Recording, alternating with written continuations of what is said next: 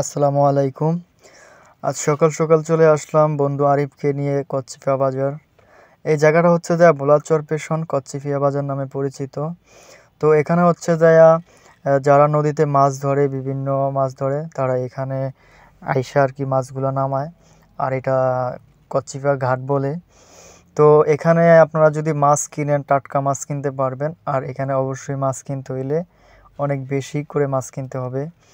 তো সেক্ষেত্রে এখানে মাছ কেনার আরেকটা নিয়ম আছে, এখানে ডাক ওঠে।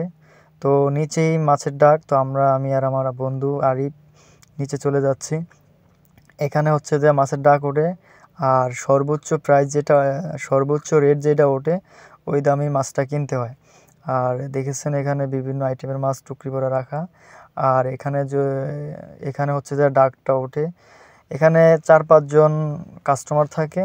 তো যে সর্বোচ্চ বেশি রেট বলে তাকেই দেওয়া হয়। তো এখানে হচ্ছে যে ডাকটা ওঠে আর কি। এই ডাক এভাবে মাছগুলা নিয়ে নেয় হচ্ছে যে যারা গ্রামে এবং গ্রামের বাজারে নিয়ে বিক্রি করে তারা। এটা হচ্ছে যে ঘাটে নৌকা আসার নদীপথ, এই দিক থেকেই নৌকা এসে ঘাট করে। আর এখান থেকেই মাছ নামিয়ে এখানে বিক্রি করা হয়।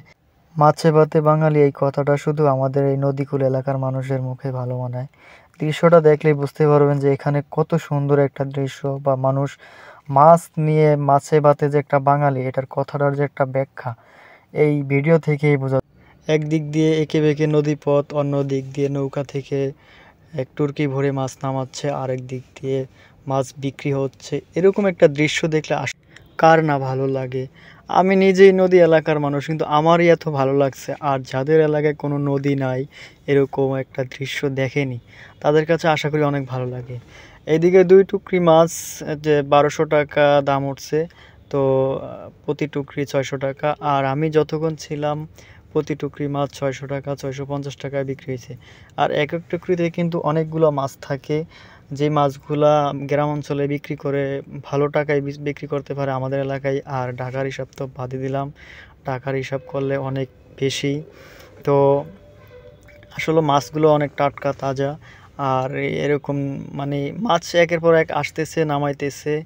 এই আজকের ভিডিও এই পর্যন্তই। সবাই ভালো থাকবেন। আল্লাহ হাফেজ। দেখা হবে পরবর্তী ভিডিওতে।